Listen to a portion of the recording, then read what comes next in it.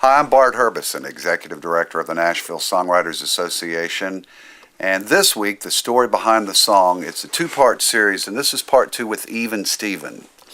And this is a little different even because it's the story behind the songs. Mm-hmm. You and Eddie Rabbitt, who's one of my favorites ever. We're going to dedicate this to Eddie. I miss him so much. Me too. Just one of the great ones.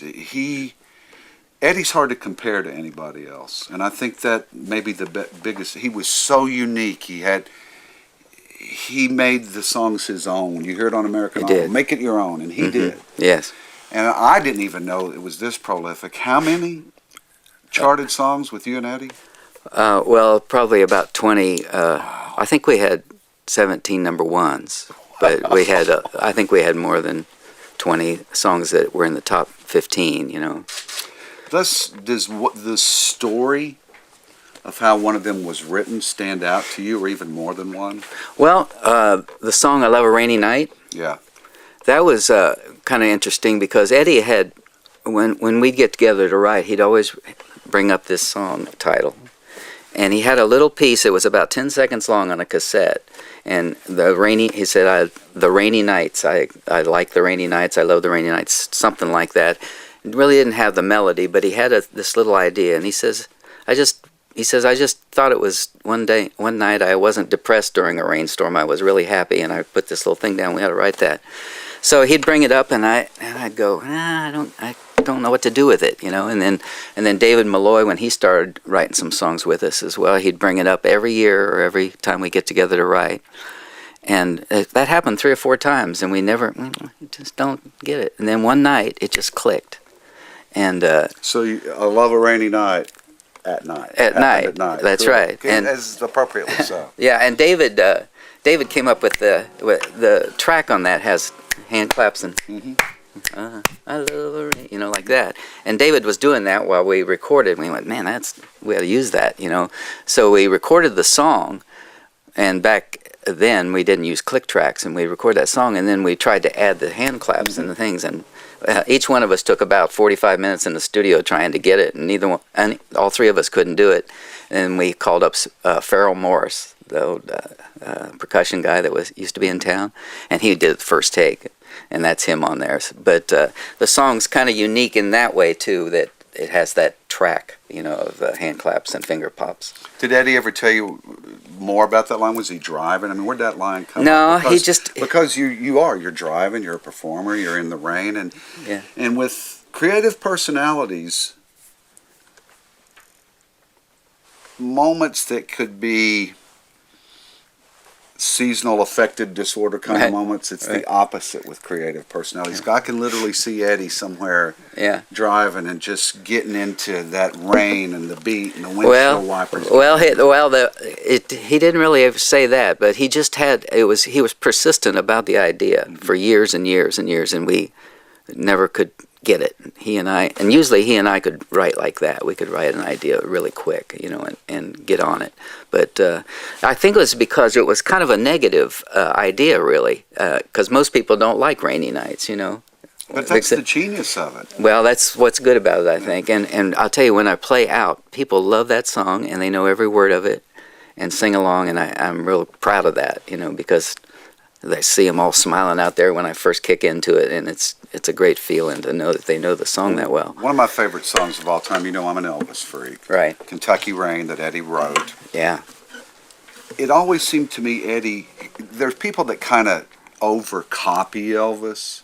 Right. But you could see the influence with Eddie, I think. Yeah. And even in that performance, there was the way he hit the vocal and the, you know, the movement. You can tell. I think Eddie was always, especially live performance and even recording, driven by that feel too. You could the body movement comes across in a performance. Well, if there was an artist Eddie loved, it was Elvis.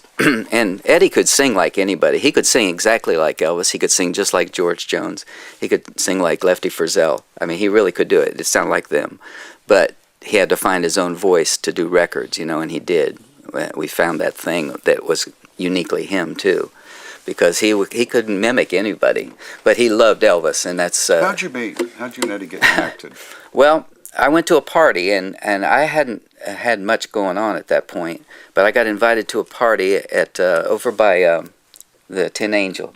It used to be Bishop's Pub, Right. and I used to play there free and pass the hat to get gas money and everything. And he had an apartment there, and I got invited to a party over in that same complex, and he was there, and we met. And I was driving a Scout Jeep at the time, and I lived in that thing for a year, and I slept in the back. And he said, "I see you got a Jeep. I'm moving tomorrow. Would you help me move?" And I went, "Yeah, sure, I'll help you move." So I get over there the next day, and he says, "I got a monkey." I went, "What?" He says, "I've got an organ grinder monkey named JoJo." I went, "Well, oh, that's strange." He goes, "Yeah, I've got a cage up there, and it's a big cage. It's about 6 foot tall and about 5 foot square, and I was thinking maybe we could put it in the back of your truck." So I get up there, and this cage is kind of funky. So Funky and the monkey. funky.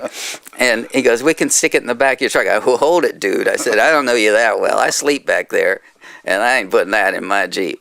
And he says, "Well, how about on top?" So we put it on top, and I helped him move, and we became friends. And we actually didn't write any songs for about maybe 6 months. That's a hell of a story. It is, isn't it? And that monkey tormented me for years. When we were writing, I was the only one that he could let the monkey out of the cage around, because I was there all the time at his house when we'd write. And so the monkey became a fixture around us, and that thing would sometimes just grab a hold of my hair and pull chunks of it out, and I'd say, "This monkey is a pain in the ass," Eddie would, and he'd go, "I know, but I love the monkey. I can't get rid of the monkey." So when he was going to get married, which I was the best man at, he says, I'm having a $5,000 cage built for the monkey for the new house. And I went, "That monkey ain't ever making that new house, I'll tell you that." He goes, "Oh, yeah." The monkey never made that. That's what I thought. So he found it a good home. well, this is about stories, and that's a great one. So this week, the story behind the song, the many songs they did together. And thank you. It's part of America's culture. It really is. They still get recorded. McGraw recently, a few years ago, did Suspicions. Yes. You hear them all the time. But this week, for the Tennessean, Even Stevens. And I Love a Rainy Night.